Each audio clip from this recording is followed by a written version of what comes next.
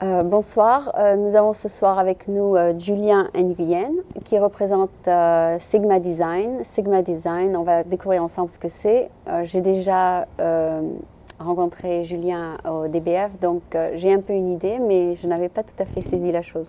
Donc, oui, bonjour Aline. Bonjour. Et donc Julien, tu nous as fait une très très belle présentation, je me rappelle au DBF. Merci, Et merci. je voulais, tout le monde a été très impressionné, a beaucoup aimé, mais je voulais savoir, peut-être que tu pourrais nous expliquer en quelques mots ce qu'est Sigma Design. Donc Sigma Design est une boîte qui existe depuis quelques temps, déjà depuis 13 ans en fait, dans la Silicon Valley. Et nous avons commencé notre voyage, si vous voulez, donc avec tous les cartes mémoire pour PC, avec aussi après des cartes graphiques pour PC, et puis dernièrement, plutôt sur le multimédia pour PC. Ah d'accord. Et comme tout le monde en ce moment est en train de pousser multimédia, nous avons en fait introduit il y a 3 ans le premier produit pour la vidéo digitale sur PC. Ah d'accord. Au format, donc au standard MPEG. Donc si vous en avez parlé, donc Bill Gates, le mois dernier, a parlé beaucoup de MPEG, de la convergence PC, télévision, des PC interactifs, de la télévision interactive. Et tout ce mouvement en fait repose sur le fait qu'on a ou l'on aura la vidéo digitale sur le PC. Quand? Aujourd'hui. En fait, il y a déjà 3 ans. On a déjà fait ça en octobre 93 déjà. D'accord. Mais on ne peut pas encore mettre un programme sur la télévision, sur l'Internet encore. L'Internet, en fait, il y aura d'autres problèmes avec l'Internet. C'est le problème de vitesse de transfert de données, etc. Mais en ce moment, ce qui marche très bien, c'est tout ce qui est donc CD-ROM. Sur le CD, ok. Et sur le CD, vous pouvez donc avoir jusqu'à 74 minutes de vidéo et audio qualité digitale.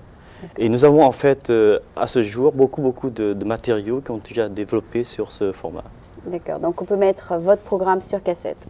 Absolument, sur un CD, sur un CD. Ou sur plusieurs CD comme nous allons le voir tout à l'heure, ça dépend des jeux. Et donc vous avez la capacité de 28 minutes et demie?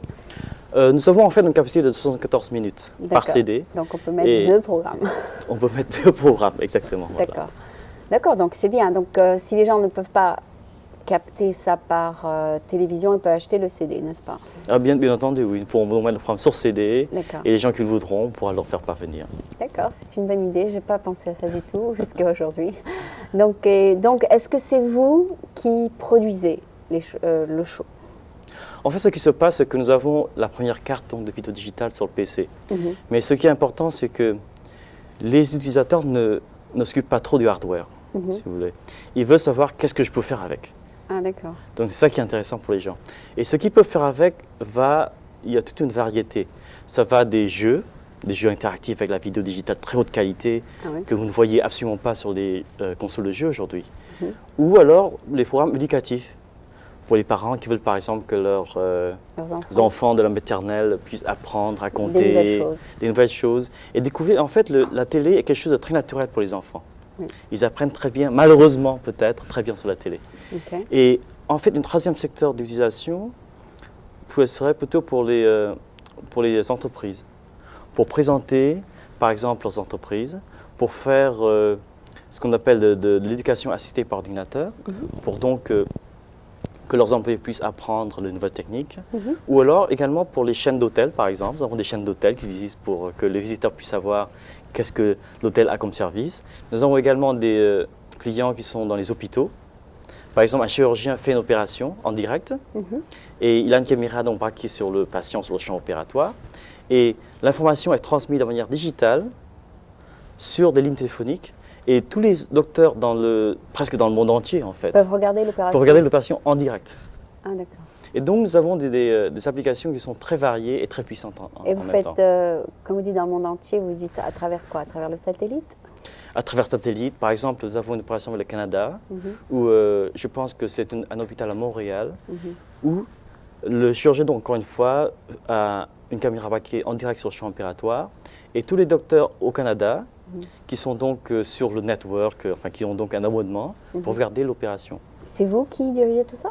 En fait, non, ce n'est pas nous qui dirigeons tout ça, parce que c'est une petite boîte. Vous avez la technologie? Voilà, nous avons la technologie et nous donnons la technologie aux gens pour qu'ils puissent l'appliquer. Qui veulent l'utiliser, voilà. Et ce qui est très important, c'est que depuis le début, nous avons consciemment fait un effort pour évangéliser les gens. C'est-à-dire qu'en fait, c'était une nouvelle religion, si vous voulez. Et étant les premiers à avoir ce produit sur le marché, nous sommes allés voir tous les développeurs de jeux, les développeurs de multimédia, et leur dire, écoutez, jusqu'à maintenant, vous avez une vidéo de très très basse qualité, donc sur votre écran. Maintenant, on va le mettre sur CD. Voilà, on va mettre sur CD, la qualité sera une qualité télévision. Et supérieur, avec un son de qualité CD. Que les gens pourront jouer sur leur ordinateur? Absolument, ils peuvent jouer, ils peuvent passer des heures à jouer. Moi-même, j'y passe des heures à jouer, malheureusement. D'accord. Mais également au niveau éducatif, au niveau communication entre à l'intérieur d'une entreprise ou entre entreprises. Par exemple, nous avons des débordements de Internet en ce moment. En Internet, tout ce qui est vidéo est publié en format MPEG. Ce qui veut dire que si vous allez voir, par exemple, le dernier extrait du film de Schwarzenegger, pour faire donc ce qu'on appelle un download, évidemment, ça va vous prendre 10 minutes ou un quart d'heure. Mais après, si vous avez une carte MPEG, vous pouvez donc regarder l'extrait du film avec une très haute qualité sur votre ordinateur. Et il y a des milliers d'heures de programmes disponibles en ce moment sur Internet sous format MPEG. D'accord. Et c'est vous qui mettez ça à la disposition des gens qui achètent votre produit, n'est-ce pas? Exactement. En fait, ce que... Sigma Design, bon, là, sur votre ordinateur, il y a écrit Sigma Design. Ça veut dire que vous avez construit ça? Nous faisons également des écrans. Ah, d'accord. Donc, nous avons un produit, nous offrons des produits très variés, depuis des écrans, depuis des cartes graphiques. Mais dernièrement, nous avons vraiment concentré notre objectif sur le multimédia des vidéos digitales. D'accord. Mais ce que nous faisons en fait, pour comparer un peu, c'est que nous faisons le moteur et ensuite d'autres personnes avec nous, des développeurs, font la voiture en entier et ces mêmes développeurs en fait vendent l'essence après. D'accord. L'essence, ce qui veut dire les CD? Ce sont les CD. Les CD, exactement. Donc vous achetez la carte une première fois, mais normalement, si vous êtes content du produit, vous revenez... Et vous achetez d'autres? D'autres CD, des jeux, des titres, des jeux éducatifs. Combien de gens ont le CD Capabilities en ce moment? En ce moment, je pense que sur PC, il doit y en avoir entre 50 ou 60 millions de personnes. Déjà? Oui. Peuvent avoir cette qualité de CD. Pas de vous, pas nécessairement de vous? Pas nécessairement de nous, non. D'accord. Vous avez une des technologies? Nous avons une technologie, évidemment. Nous voudrions être comme Intel ou Microsoft, mais malheureusement, nous sommes encore que petits en ce moment. D'accord. Non, mais je ne sais pas ce que Intel et Microsoft fait, donc vous n'avez pas besoin de vous comparer à eux avec moi. Mais je voulais savoir, vous, spécifiquement, vous avez la technologie pour ce genre de CD, c'est ça? Voilà. Notre technologie permet à l'utilisateur du PC de lire les CD et de décomprimer la vidéo digitale qui est donc stockée sur ce CD-là et en fait de l'afficher sur l'écran. Donc nous sommes le lien entre le CD et l'écran. D'accord, j'ai un peu mieux compris là. C'est la première fois, c'était beau le visuel et tout ça, mais je ne savais pas ce que vous faisiez. Maintenant j'ai compris. Donc vous pouvez peut-être nous montrer ce que c'est? Bien sûr. Donc nous avons une démonstration de tous les titres qui sont disponibles. Notre carte d'ailleurs s'appelle Real Magic. D'accord. Donc, et Real Magic en fait est un nom qui est maintenant devenu assez célèbre au niveau mondial. Ah bon? Au Japon. C'est un landmark, c'est ça? Oui, c'est ça. C'est traduit en japonais, non? Non, les Japonais utilisent même Real Magic. Le même mot? Oui. D'accord. Et donc, sous la technologie Real Magic, ce sont donc ces cartes qui permettent donc de visualiser la vidéo digitale à l'écran. Et nous avons beaucoup en fait de programmes qui sont déjà écrits pour cette carte. Par exemple, des jeux. Au niveau des jeux, il y en a beaucoup. Laissez-moi juste vous montrer un jeu ici. Ce jeu s'appelle The Horde, a donc été tourné par Crystal Dynamics. Et c'était le premier jeu en fait qui avait engagé des acteurs célèbres de télévision. Donc Kirk Cameron, que les gens connaissent très bien. Surtout les jeunes. Ouais, surtout les jeunes. Et vous allez voir la qualité de la vidéo digitale. Il est là-dedans, Kirk Cameron? C'est lui qui a Kirk Cameron. Ah oui, voilà. Avec la louche entre les dents. Oui, mais je le connais. J'ai regardé ses shows tout le temps. Ah oui. Donc ça vous donne une idée de la qualité que vous pouvez avoir maintenant sur votre PC. La même qualité que sur la télévision. Voilà. Et c'est grâce à votre technologie, c'est ça? Exactement. Et un autre exemple ici, c'est donc un Cowboy Casino. Cowboy Casino est un jeu de poker, mais au lieu de jouer avec un ordinateur, vous jouez avec des acteurs qui sont des vrais acteurs. Par exemple, vous avez le cowboy typique, vous avez le mexicain typique, etc. Et c'est vraiment très très amusant. Et vous jouez vous-même? Et vous jouez vous-même au poker avec ces gens-là. Et qui êtes-vous? Vous êtes une des places vides peut-être? En fait, vous êtes celui qui observe. Ah, vous observez, mais vous n'avez pas les cartes dans la main. Dans le jeu, en fait, l'ordinateur vous distribue des cartes et vous lui demandez à changer des cartes, à faire un bluff, à faire quelque chose. Et vous pouvez jouer avec eux? Vous jouez avec eux. Ils ne sont pas très sympathiques hein, et ils détestent perdre. C'est ça que je peux vous dire. De l'autre côté aussi, nous avons d'autres jeux comme un autre acteur célèbre qui est donc Donald Sutherland avec Conspiracy.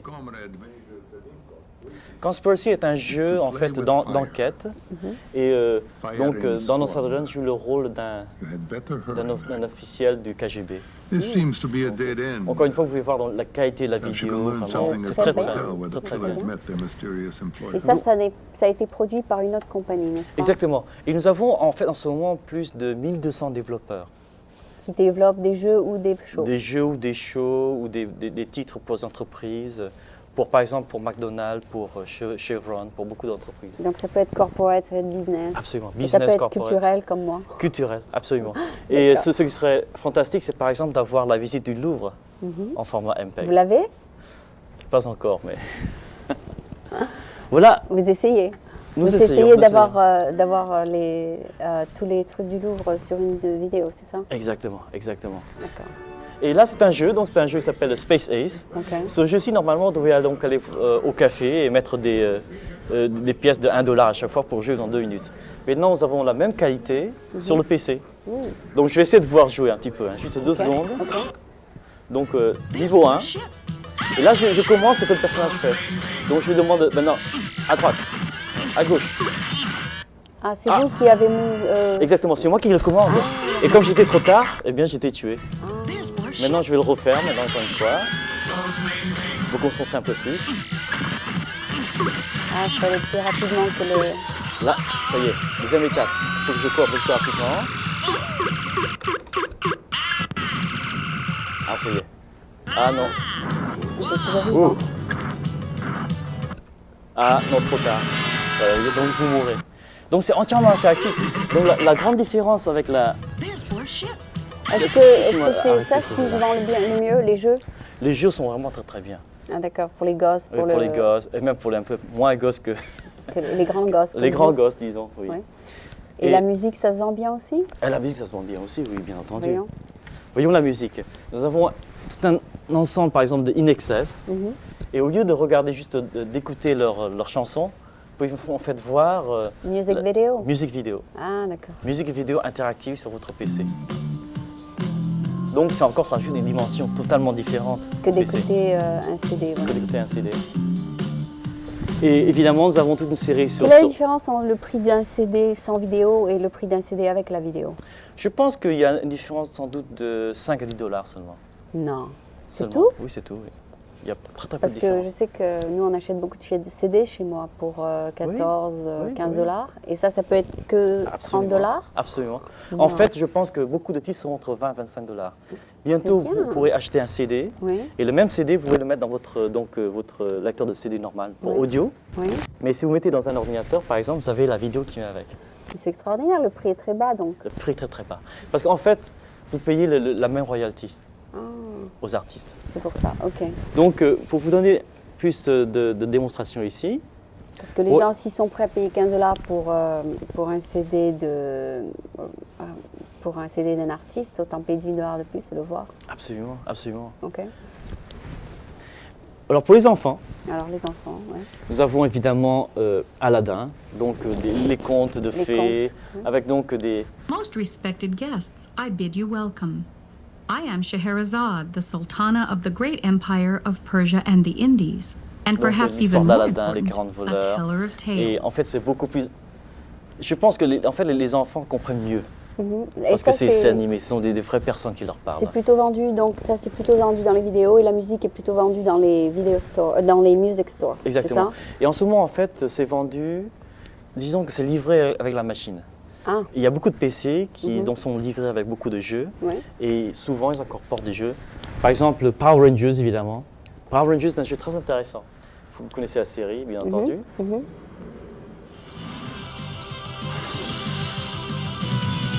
Ce qui se passe avec ce jeu, c'est que C'est pour les enfants entre 3 et 6 ans. Malheureusement. Et ce qui se passe, c'est que vous avez donc jusqu'à 15 épisodes et les enfants peuvent faire leur propre film de Power Rangers. Ils mettent les épisodes les uns après les autres. Ils font donc vraiment de l'édition de vidéo eux-mêmes. Ils mettent des morceaux ajoutés. Des morceaux, et puis ils disent voilà ça c'est mon film. C'est mon interprétation voilà. de l'histoire. De l'histoire. Et ils peuvent montrer à leurs copains. Et c'est vraiment très très bien. Et d'un autre côté également, nous avons un certain nombre de jeux qui sont un peu plus adultes. Voilà. Par exemple comme Space Pirates, les pirates de l'espace. Peut-être pour les teenagers, non? Exactement, les teenagers.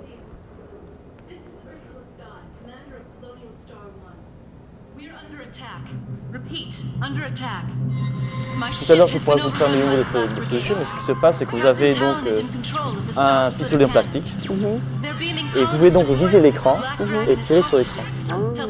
Et donc c'est vendu avec le pistolet, c'est ça? Avec le pistolet. Et le pistolet est peint en orange, donc il n'y a pas de problème. Tout le monde peut reconnaître que c'est un pistolet joué. Mais c'est vraiment très interactif. Au lieu de juste de voir un feuilleton à la télé, vraiment d'être avec votre monde à distance, popcorn, etc. Là, vous êtes vous participez vraiment au jeu. D'accord. Est-ce que tout ça c'est produit à Hollywood? Beaucoup à Hollywood. D'ailleurs, en parlant de Hollywood, nous avons également tout un... Attendez que j'essaie de voir. Nous avons d'autres jeux que je montrerai tout à l'heure, qui sont des jeux, qui sont des films interactifs, qui ont été produits par des producteurs de Hollywood en fait. Voilà. Et juste une dernière démonstration sur l'aspect éducationnel. Par exemple, pour faire vos exercices à la maison. Voilà le coach pour vous. Donc c'est un coach personnel qui vous dit ce qu'il y a à faire, comment vous devez faire. Donc sur ce titre-là, ce qui se passe, c'est que par exemple, vous dire voilà, je veux développer ce muscle et il vous montre le mouvement. Ou encore mieux, vous dites voilà, je veux aller skier dans 2 mois. Qu'est-ce que je dois faire? Me remettre en forme. Voilà, il vous donne un programme d'exercice. Pour être en forme pour aller skier? Pour le ski, ou pour le golf, pour le tennis. Donc, et c'est en fait utilisé par les clubs Nautilus dans la vallée en ce moment. Ah, oui, ils utilisent ça. Évidemment, le The Masters, qui est donc le tournoi très très célèbre de golf. Ah oui, pour apprendre à jouer au golf? Non, en fait, ça c'est pour tout regarder ce que les gens ont fait. On regarde ce que les maîtres savent faire avec ça. Donc vous pouvez par exemple dire, voilà, je veux voir Nick Price, qu'est-ce qu'il a fait en 1993 au tournoi. Et donc, il vous montre les séquences, son meilleur parcours, etc. Donc, c'est vraiment très, très intéressant. À chaque fois que je vais au Japon, en fait, j'amène à peu près 50 démonstrations. Parce que, comme vous le savez, et vous l'avez en japonais? Nous avons des titres en japonais, oui, absolument, en ce moment. Maintenant, il vous manque le français, n'est-ce pas? Eh bien, malheureusement, le français n'est pas encore un grand marché pour nous. C'est malheureux à dire. Parce que tous les gens que je rencontre au DBF me disent, on ne peut pas avoir votre programme dans la Silicon Valley. Et je leur ai dit, on va attendre que le programme peut passer peut-être par l'Internet et vous pourrez le voir. Mais ce serait une bonne idée de le mettre sur un CD. Absolument. Mais il faut la technologie pour faire ça. C'est-à-dire qu'il faut une compagnie qui les mette sur le CD. Oui, il faudrait une compagnie qui les mette sur le CD. Ou alors vous pouvez le mettre sur un website, par exemple, un web server. Oui. Et à ce moment-là, les gens peuvent vous voir, mais avec une résolution vraiment à peine acceptable. Très lente. Très lente, ou alors une taille très petite, si vous voulez. D'accord, mais par exemple, si je prends une cassette SVHS, je la mets dans la compagnie qui fait les CD, et la transfère sur un CD, c'est ça? Exactement. D'accord, et ces compagnies-là sont dans la Silicon Valley? Absolument, et je peux vraiment vous mettre en contact avec beaucoup de compagnies. Contacter avec eux? Ok, je vais les contacter alors. Et donc, si vous voulez, je peux vous montrer d'autres jeux plus tard, à ce niveau-là, ou là. D'accord.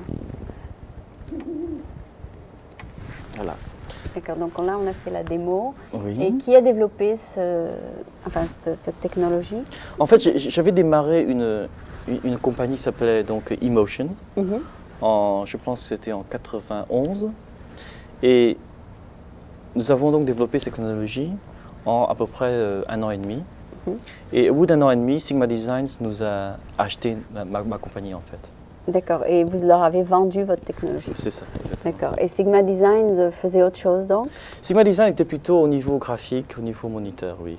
Et ils voulaient vraiment pouvoir rentrer dans le domaine du multimédia et c'était vraiment une très bonne combinaison. D'accord, parce qu'il y a aussi Philips qui fait la même sorte de technologie, n'est-ce pas? Exactement, mais Philips le fait plutôt pour les consommateurs, pas pour les utilisateurs de PC. Ah, c'est-à-dire qu'il faut une petite machine qui en fait concurrence avec... Avec vous? En fait, pas pratiquement avec nous, mais avec Nintendo. Ah d'accord. Donc ils doivent acheter la machine spéciale et jouer, et mettre leur CD. Voilà. Ah d'accord. Et c'est difficile parce que nous, beaucoup de gens ont déjà un PC à la maison. Ah d'accord. Donc ils achètent le truc. Ils achètent une carte. C'est une petite carte qui se met à l'intérieur. C'est tout? C'est tout. Ah bon? Et avec ça, vous avez la qualité donc vidéo digitale sur l'écran. C'est quelqu'un qui a déjà le CD-ROM. Le CD-ROM, un PC et qui achète une petite carte. Voilà. C'est super. Et cette carte, donc, vers la fin de l'année, sera vraiment à très très bas coût. D'accord. Et dès qu'ils ont la carte, ils jouent tous vos CD? Ils jouent tous ces jeux-là. En fait, on a plus de 100 jeux disponibles aujourd'hui déjà. Et au niveau donc business et corporate, on a plus de 1000 CD. Plus de 1000 CD déjà développés. D'accord. Et la carte, donc, c'est un software, n'est-ce pas? La carte, en fait, c'est l'engin qui décomprime la vidéo pour vous. Ah, d'accord. Et c'est du hardware. Mais une fois que vous avez la carte, vous pouvez jouer donc des centaines de CD. Est-ce qu'elle est chère, cette carte? Je pense que vers la fin de l'année, elle sera à moins de $100. Ah bon? C'est pas bon, c'est bien. Oui, ce sera donc un très très bas coût. D'accord, et donc les gens doivent savoir qu'elle existe, c'est ça le truc. Enfin, il faut que la voilà, exactement. Mais nous avons bientôt annoncé, en fait, je pense vers la fin de l'année, vers l'automne plutôt, beaucoup de partenaires qui vont donc construire la carte et la mettre donc en vente dans tous vos magasins. Ou l'intégrer déjà avec le computer. Ou l'intégrer le PC, vous achetez le PC, vous dites voilà, je veux acheter le PC avec MPEG Real Magic. Et vous l'avez déjà. Et est-ce qu'il y a des computers qui l'intègrent? En ce moment, oui, il y a déjà des computers qui l'intègrent en ce moment déjà. Qui la vendent avec? Qui la vendent avec, absolument. D'accord. Et donc, quand on va dans un magasin, est-ce qu'il y a plusieurs sortes donc de CD ou bien c'est que il y a plusieurs sortes de formats? Ah oui, malheureusement, vous avez une dizaine de formats. Une dizaine de formats différents. Et la vôtre, elle s'appelle MPEG. MPEG. Voilà. D'accord. Donc, si vous regardez les titres et que oui, c'est MPEG il faut qu'il y ait ou écrit Real MPEG, Magic. on peut utiliser votre technologie. Exactement. D'accord. Est-ce que la vôtre est très connue maintenant? Elle est très connue, oui. Et la raison pour laquelle nous sommes très connus est tout simplement parce que nous avons fait un effort vraiment très particulier pour recruter des développeurs de jeux. Ah, d'accord. Et ces développeurs de jeux, en fait, font la pub pour nous. Ah, d'accord. Plus ils veulent le jeu, plus ils doivent avoir l'MPEG. Exactement. D'accord. Et après, le jeu peut être transféré, bien sûr, avec d'autres systèmes, n'est-ce pas? Absolument. Ils sont libres de vendre. Ils sont libres de le vendre comme ils le veulent. Avec d'autres systèmes. Exactement.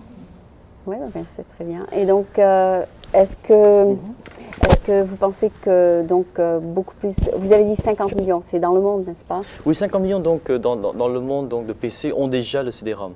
Et sont donc en fait prêts à pouvoir accepter cette nouvelle technologie. Okay. Et je pense que, et tout le monde en fait pense que dès que le prix de la carte descend en dessous de $100, il n'y a vraiment plus de problème. Il n'y aura plus de problème d'utiliser. Oui. Est-ce que vous avez parlé l'autre fois, lorsque vous avez fait votre démo au DBF, d'amener cette technologie dans les pays sous-développés? C'est bien ça ce que vous avez dit, n'est-ce pas? Oui, absolument. C'est que, en fait, si vous voulez, nous avons déjà des programmes avec Singapour, par exemple. Il n'est pas très développé, évidemment. Mais ça vous donne un exemple de ce qu'on peut faire. Avec donc, le gouvernement de Singapour et les écoles de Singapour, ils vont donc mettre des cartes de MPEG dans toutes les machines à l'école. Oui. Donc, les étudiants peuvent donc regarder les cours eux-mêmes, à leur rythme, comme ils le veulent. Mais encore plus important, ils peuvent revenir à la maison. Et réviser la leçon. Et réviser la leçon avec le CD. Ils prennent le CD à la maison. Ah, d'accord. Et ce qui se passe également, en fait, aux États-Unis en ce moment, c'est que nous avons un développeur qui s'appelle Lightspan. Et c'est donc une compagnie, une start-up qui est très très connue. Ils ont des investisseurs qui sont vraiment TCI, Cable Company, des compagnies de câbles. Ils ont Kleiner Perkins, ils ont beaucoup de gens très très célèbres. Et ce qu'ils font, c'est qu'ils font des cours, ce qui s'appelle donc l'école à la maison. Et j'ai d'ailleurs un exemple de un de leurs CD ici, qui s'appelle donc, je vais vous montrer tout à l'heure en fait. Ça s'appelle donc The Mars Moose Adventure 1. Alors, ce CD s'adresse donc aux élèves de maternelle, donc aux tout petits. Et ils peuvent à la maison, le prendre à la maison et réviser comment compter, par exemple, réviser les formes géométriques. Et c'est vraiment agréé par les écoles. Et ils ont une série, je pense, de plusieurs centaines de titres pour chaque classe. Ce qui veut dire que ce programme va être donc déployé au niveau américain, État par État.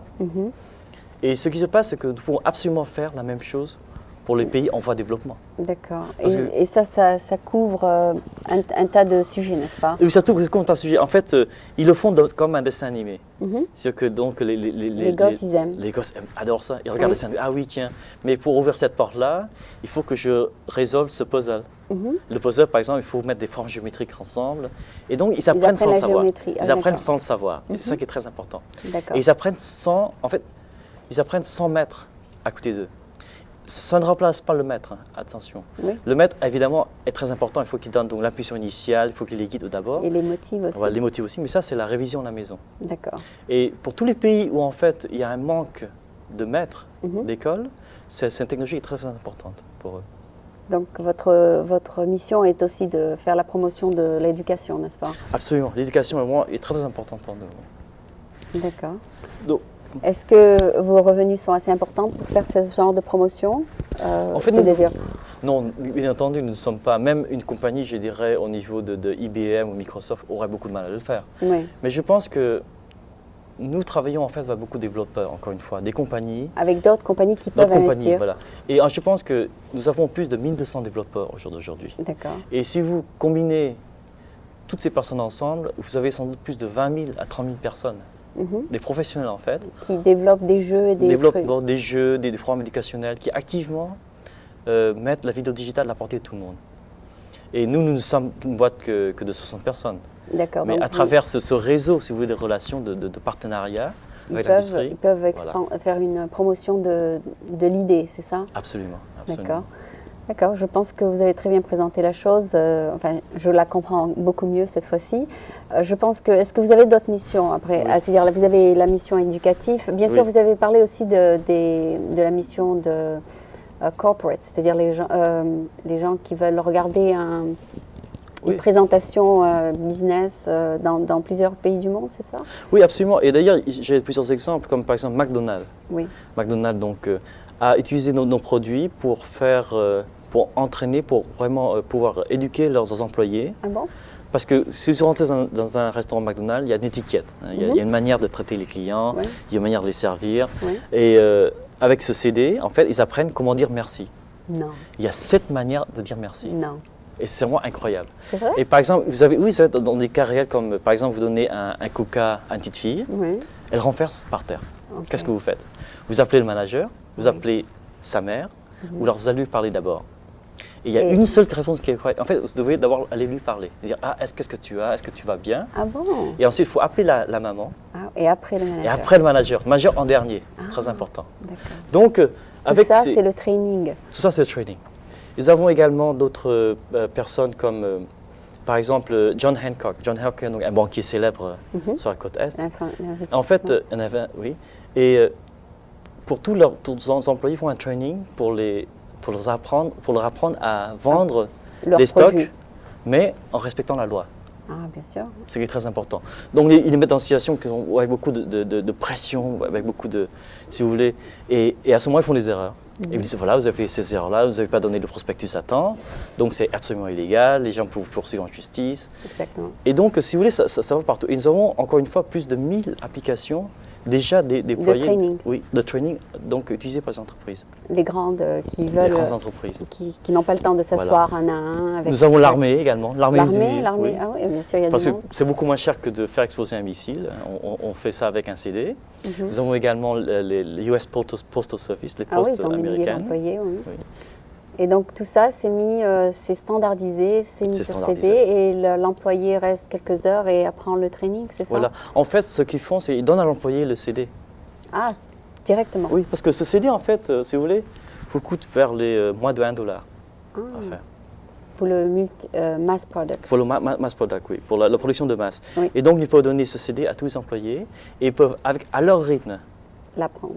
Par exemple, ils peuvent l'apprendre pendant leurs heures de déjeuner ou ils peuvent l'apprendre après les heures de travail. Et ils mettent à disposition de l'employé le matériel, n'est-ce pas? Absolument. Et le matériel, en fait, c'est une carte qu'ils mettent à l'intérieur du PC de l'employé. Ah, d'accord. Donc, quand l'employé le veut, il peut faire son training lui-même. Super, mais il ne peut pas travailler avant d'avoir pris le training, n'est-ce pas? Absolument, absolument. Et donc, quand il est prêt, il peut commencer. Absolument. Mais c'est difficile donc dans cette manière, en parlant de training, de vérifier que l'employé a bien regardé le PC. Non, en fait, ce qui se passe, c'est que vous avez... Un test? Vous avez un test à chaque fois. Ah, d'accord. Alors ça, bon, ça dépend de la politique de chaque entreprise. Bien sûr. Mais un certain nombre d'entreprises vérifient de manière très, très exacte ce que leurs employés font donc, au niveau training. Donc, ils peuvent vérifier qu'ils ont bien regardé Absolument. le truc. Ok. Absolument. Et en fait, si par exemple, il y a des périodes de training où ils font beaucoup d'erreurs, le manager peut venir dire, écoute, je comprends que tu as un problème à ce niveau-là. Voilà, est-ce que je peux t'expliquer ce qui se passe? Il faut avoir une personne humaine. Voilà, une personne humaine pour l'expliquer. Oui, parce qu'il y a des gens qui communiquent bien avec la vidéo et la technologie. Il y a des gens qui communiquent mieux avec des personnes. Bien sûr. D'accord. Est-ce que vous avez rencontré des obstacles là-dessus? Des gens qui préfèrent communiquer avec les personnes? Est-ce que ça En fait, ce qui se passe, c'est que en utilisant la vidéo digitale, vous mettez une personne, l'image d'une personne en face de l'autre personne. Ah, d'accord, d'accord. Et c'est déjà un très grand progrès par rapport, en fait, à l'utilisation précédente, juste de l'ordinateur et du graphisme. Ah, d'accord. Donc, il y a une personne là-dessus, n'est-ce pas? Absolument. Il y a une personne qui leur parle, dit voilà le problème que j'ai, est-ce que tu peux m'aider à le résoudre? C'est un humain, ah, d'accord. C'est un humain. D'accord. Ce ne sont pas des graphiques, ce ne sont pas des dessins animés. Ah, d'accord, d'accord. Ce n'est pas du texte. C'est des vraies personnes. Ce sont des vraies personnes, oui. D'accord. Bon, ben, je te remercie, on a bien compris la chose, je pense. Et votre logo, c'est ça? Donc, le logo, en fait, c'est Real Magic. Oui. Et donc... Et vous êtes dans combien de pays? Nous sommes au niveau mondial, en fait. Ah bon? Nous sommes donc au Japon, Singapour, Hong Kong, Taïwan, même Malaisie. Nous sommes en Chine populaire également, en ce moment, avec beaucoup de programmes en Chine populaire. Donc il y a beaucoup de gens en Chine, par exemple, qui développent aussi des CD? En Chine, c'est une histoire assez spéciale, en fait, qu'est-ce qui se passe. Et, non, mais c'est-à-dire pour utiliser votre produit, par exemple, dans tous les pays que vous avez mentionnés, il faut avoir le produit aussi dans la langue qu'ils peuvent regarder, n'est-ce pas? En fait, ce qui se passe en Chine, c'est que les gens mettent les films sur CD.